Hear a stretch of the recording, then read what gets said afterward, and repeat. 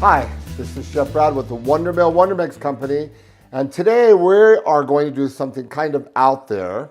We're going to actually make bread at the same time using the WonderMix and the KitchenAid mixer.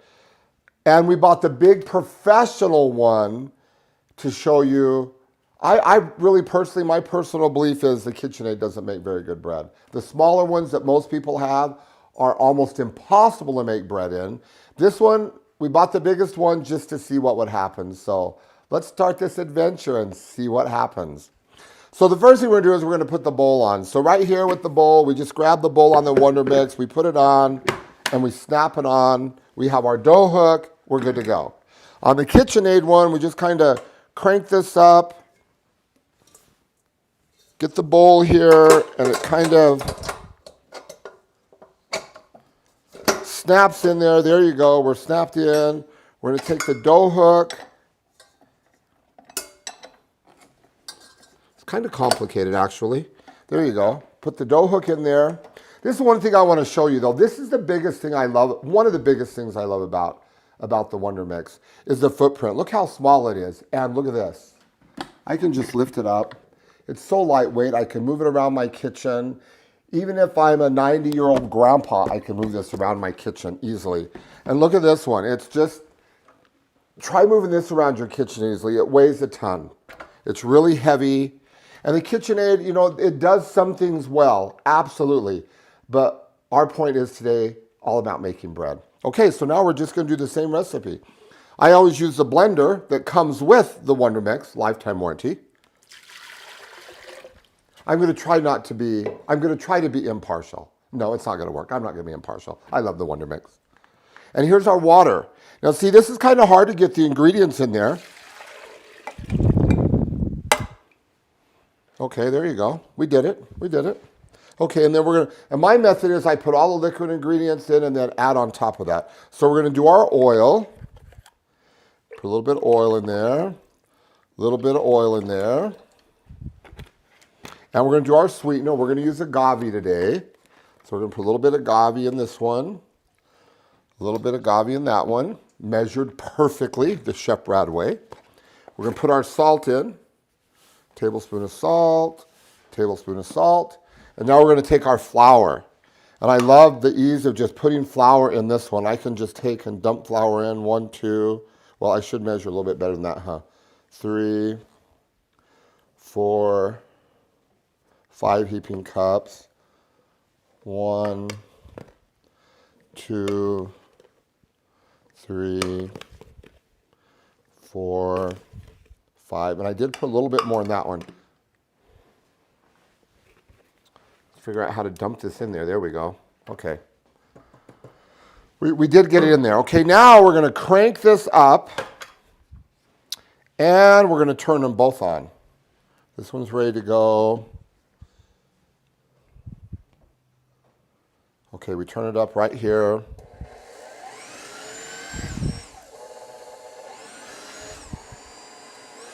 There we go. We're going to turn this one up. And then my method is I'm just going to start adding flour until it cleans the sides. So I have a white flour here. I'm just going to dump this in. Dump this in.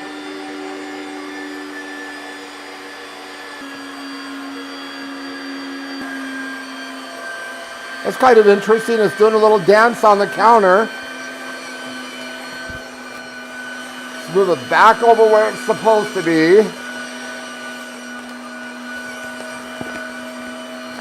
A little more flour until it cleans the sides.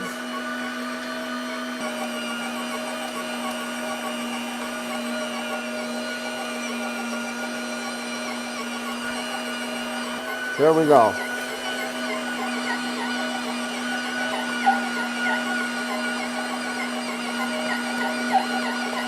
Now we let it go for about 5 to 6 minutes to knead. I'll turn it down a little bit.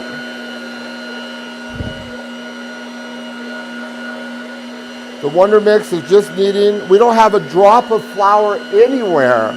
I love that. The dough develops. There's plenty of room in the WonderMix for the the dough to develop. In here, as the dough develops, it starts to go up and it travels up into the dough hook. The other models have actually a guard that pushes it down so it doesn't get up around the dough hook, but it still travels up. In the WonderMix, we don't have that problem of the dough traveling up. Okay, we're going to test the dough in a couple minutes and test the elasticity of it and just see where we're at. Okay, we just turned the mixers off, and you know, it looks like the KitchenAid did okay. The mess, I'm not really happy with the mess, and it is a bigger machine, and it's hard. And this honestly is the professional one that's probably, you're going to pay a third less or even less than that for the WonderMix, and it comes with the blender with the lifetime warranty. So, and this is big and bulky and takes a lot of room on the counter. So anyway, let's just take a look at the dough. As my grandmother always said, the proof is in the pudding. Let's just take this off of here, and we're just gonna dump the dough right onto the counter. There we go, there's our dough. And normally, I like to put a little bit of oil on the counter first. Let's put a little bit of oil down here. There we go. Spread the oil out on the counter and then put our dough down. There we go. This is so beautiful. The dough has a really wonderful elastic quality to it. Now the WonderMix with its 900 watts of power allows us to take this dough, form it into loaves, let it rise in the pan and bake. So literally in an hour and 10 minutes, I can have 4 to 5 loaves of bread out of the oven, ready for my family to enjoy. Okay, here we go.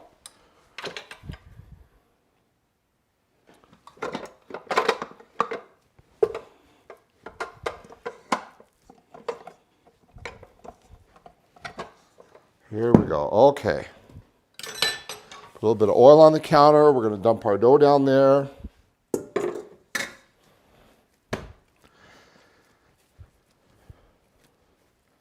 There we go. Looks good. It's a little stiffer. This one you can just see the difference. Same amount of flour. This one might have actually taken a little more because but the difference is this one with the 900 watts of power really worked up the gluten, so you can see how elastic it is. I mean, that's pretty cool. And this one, it doesn't have that, it's not as elastic. See how it just kind of, the gluten isn't developed as well. Look at that. See how you can see this one? Pull this one apart, and it's just elastic. This one you start to pull apart, and it breaks. You can see the gluten strands there aren't developed properly, and they mix in exactly the same amount of time. The difference is 900 watts of power to, I think, about 450 to 500 watts of power. That is a huge difference. And in 6 minutes time, that develops the gluten.